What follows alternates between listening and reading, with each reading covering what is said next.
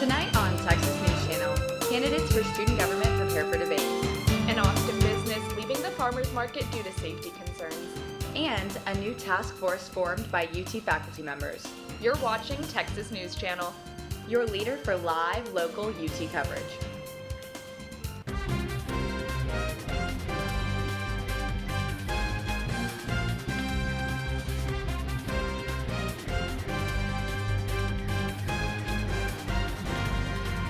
Good evening and welcome to Texas News Channel. For Monday, February 17th, I'm Faith Osterberg. And I'm Claire Stevens. Thank you for joining us tonight. Today marks the start of campaign season for student government's campus-wide elections. The student body will vote to elect a new president and vice president for the 2020-2021 school year, as well as other representatives in student government and university entities. 8 teams have fielded to run for Executive Alliance. The candidates will participate in a debate next Monday in the Student Activity Center at 6 p.m. Voting will take place online on March 2nd and 3rd. Moving on to the presidential election, with early voting for the March primary election beginning tomorrow, Senator Bernie Sanders is taking the lead among Texas Democrats.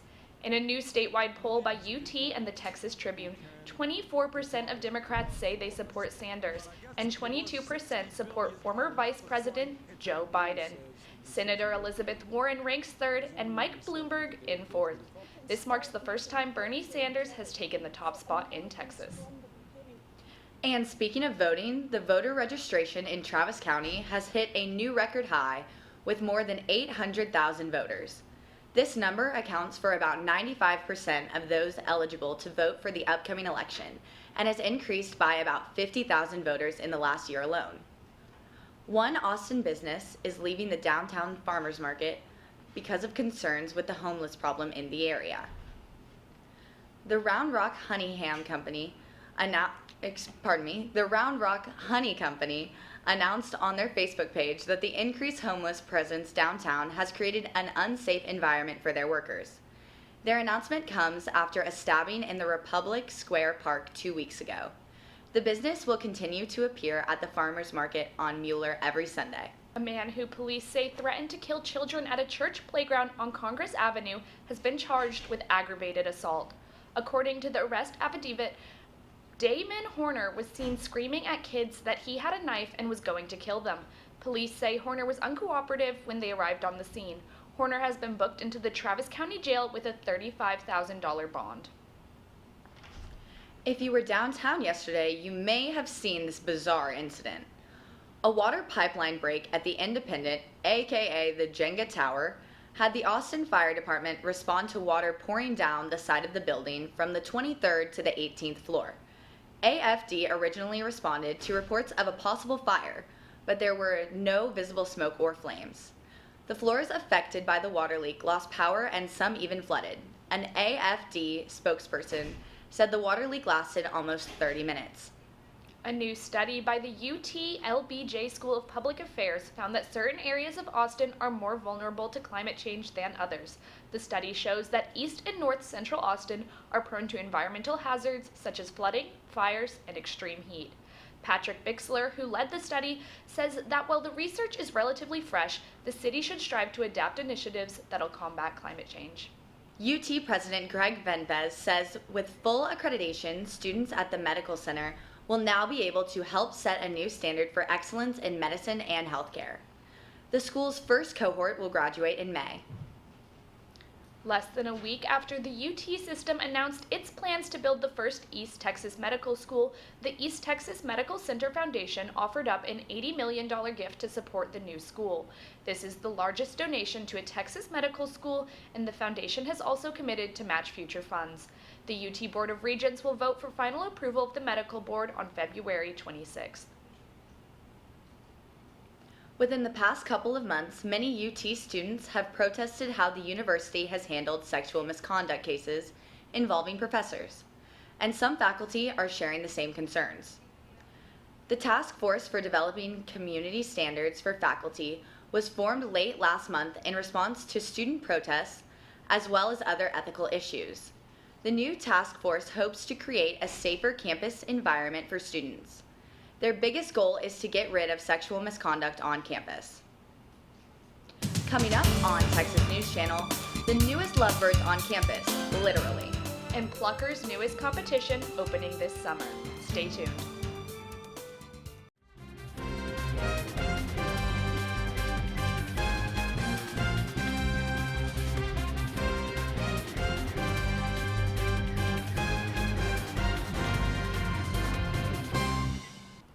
For you Longhorns tired of the occasional long lines at Pluckers, a new Wingstop will open on the drag this summer.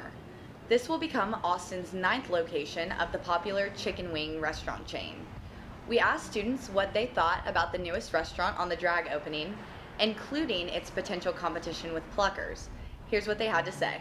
I am very excited. I actually really like Wingstop. I prefer it over Pluckers. And I'm always complaining how I don't have my car here, so I can never just drive to one. So now that there's one like 10 minutes from where I'm excited. I think it might take a little business from Pluckers since it's like closer to campus, I'll say. I just hope they can afford the rent over here, because, yeah, hope it stays open long. I think that it's awesome because I live really close to campus, so it's like convenient. Most definitely. Wingstop is a lot better than Pluckers, in my opinion. Pluckers kind of like dry. Valentine's Day may be over, but love is still in the air, Longhorns, and UT's Tower Girl is feeling it firsthand. Just before Valentine's Day, the female falcon was spotted with a potential pal falcon. Birds were even caught on surveillance kissing, but sadly, the eggs the Tower Girl laid February of last year never hatched and were taken in for further analysis. UT officials are hoping they can see what is going on and maybe find more information on Tower Girl's origins. This past weekend, the Ascension Seton Austin Marathon, presented by Under Armour, hosted a marathon in downtown Austin. The participants raced past the UT Tower, Austin Power Plant, and finished in front of the Texas State Capitol, during which former UT cross-country runner proposed to his girlfriend at the end of the race. Mike Penales and his now fiancée, Tiffany Wynn, ran a little over 26 miles when Penales got down on one knee and popped the question. Students in the Butler School of Music are fundraising to replace furniture that's been in the music building and recital hall since the 80s. The Green Couch Project is attempting to raise $45,000 to contribute to replacing the couches that students say are worn out and even house bugs. Hoping to receive additional funding from the university to cover the total cost, the group has started a horn raiser to try and raise enough money. UT's public art program, Landmarks, received a $5 million donation. The program maintains the art structures seen around campus, like the steel canoes near Welch Hall, the news transcripts projected on the CMA, and the Color Inside exhibit on the second floors of the SAC. The donation was given by the Stillwater Foundation, an Austin-based organization that promotes global well-being. Landmarks will use the funds for educational programs, conservation efforts, and community outreach. Longhorns, if you're looking for some fresh air outside of the 40 acres, then get ready to explore the Zilker Botanical Garden at no cost. The Austin Parks and Recreation Department has announced the garden will offer free entry to members of the public for 8 days each year, beginning today. PARD said that as a result of the initiative, locals and visitors to Austin will now have the chance to enjoy holidays, spring days, and school breaks at Zilker, and have the chance to enjoy special holiday exhibits. After only a couple weeks of being closed down, Austin city leaders are looking for ways to reopen the beloved Zilker Zephyr train. The Austin staple stopped its operations after a dispute between the train's ownership. Now, Councilmember Paige Ellis is introducing a resolution to find a new train vendor and is working closely with Mayor Adler to perhaps get it back on track. Looks like another late-night talk show host is coming to the Texas Capitol. Conan O'Brien is making his way to Austin and will be bringing a late-night show for 2 special tapings in March. Conan and Friends will air March 29th at 6:30 and 9:30 p.m. He will be accompanied by several guest comedians. Tickets go on sale this Friday at 10 a.m. Welcome back to Texas News Channel. Well, Longhorns, with these sunny days, we've been having to reach for our sunglasses, but pretty soon we're going to need our umbrellas. Tonight, there will be a slight chance of showers with a low of 63 degrees. Tomorrow, we'll see stormy skies during the day with a high around 66 degrees and a low near 48. On Wednesday, you'll most likely be walking to class in the rain with an 80% chance of showers and thunderstorms. We'll see a return of those colder temperatures with a high around 51 and a low around 48 degrees. On Thursday, the rain and cold will stick around with a 60% chance of showers with a high near 50 degrees and low around 40. We'll dry up on Friday with mostly cloudy skies. The high will be at a 50 and the low will be at a 40. On Saturday, we're going to get some more cool temperatures with a low of 60 and a low of 50. And it will be pretty sunny on Sunday with a high near 70 degrees and a low around 50. That does it for me. Live from the Weather Center, I'm Nikki Miller. We'll be right back with sports.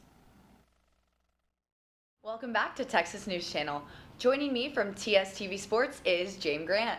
Hey Faith, I'm happy to be here. This Friday, the Horns squared off, that's Texas women's basketball, against Iowa State as they hope to improve their Big 12 standing.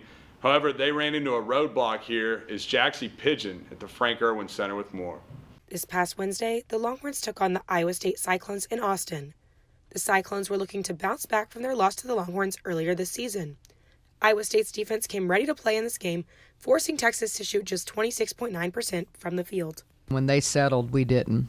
We got affected by our shot selection and affected by the ball just not going in. I mean, it just didn't go in tonight. And you have those kind of nights, and you have to be able to really dig deep, and we didn't have that tonight. I don't have an excuse at all. No excuses at all. This was a very poor performance on our part. It was just one of those nights. Shots weren't falling. Shot selections weren't the best. It was just one of those nights. I mean, we played great. We played great at Iowa State, so it's just one of those games.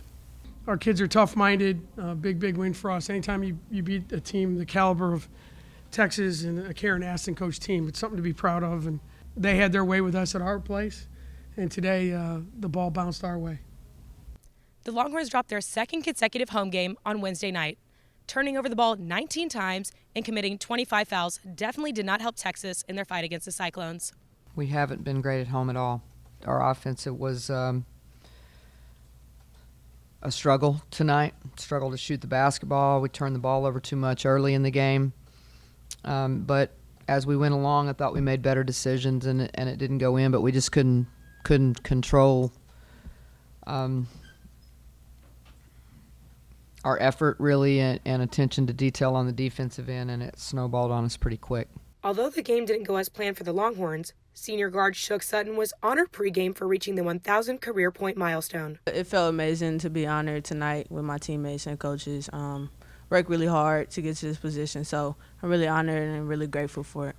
The Longhorns will return to action on Saturday against the Kansas Jayhawks in hopes of restarting a win streak.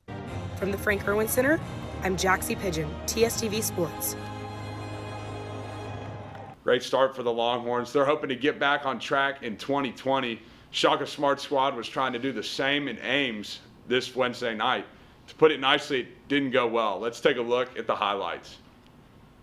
All right, starting off here in the first quarter, that's Shug Sutton there, laying it in. Now, Horns on defense, getting a foul there. It's Iowa State taking it hard to the basket. Now Texas back on offense. They'll lay it in right there. Nice play. Horns on defense. So you saw there a little bit of everything. Unfortunately, the Horns came out on the losing end. They're going to look to rebound coming up against TCU this week in Austin. James, a tough loss for the Longhorns. What can they do to regain confidence? Well, Faith, I think at this point, the team's battling injuries. That's where you have to start, making sure who you got, they're healthy 100%, and you just got to work with what you have. And hopefully, with a good TCU squad coming into town Wednesday night, they'll be able to step up that defensive game again and hopefully knock down shots. Simple game plan. See what happens. Awesome. Thanks so much, James. We'll be right back with your entertainment news.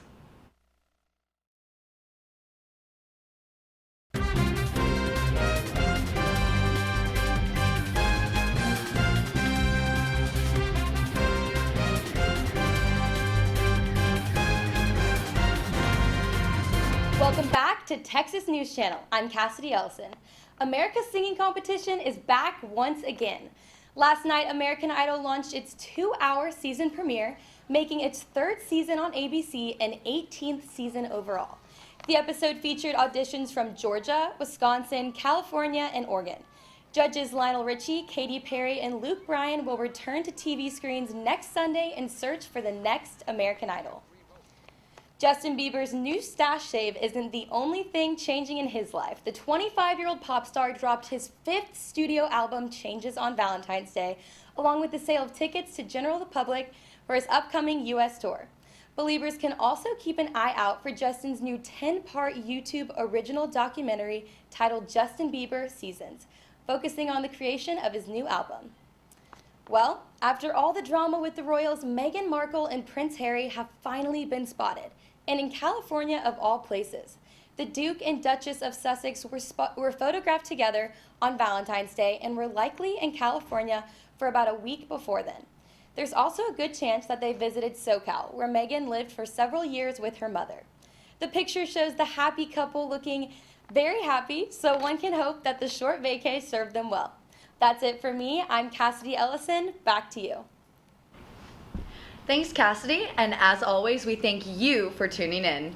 You can follow us on Twitter and Instagram at Texas News TSTV. If you have a news tip, you can reach us on all of our social media sites or email us at news@texasstudenttv.com. You can catch Good Morning Texas Wednesdays at 7 a.m. and Tower Talks Wednesdays at 6 p.m. I'm Claire Stevens. And I'm Faith Osterberg. From all of us at TNC, good night, and we'll see you back here next week.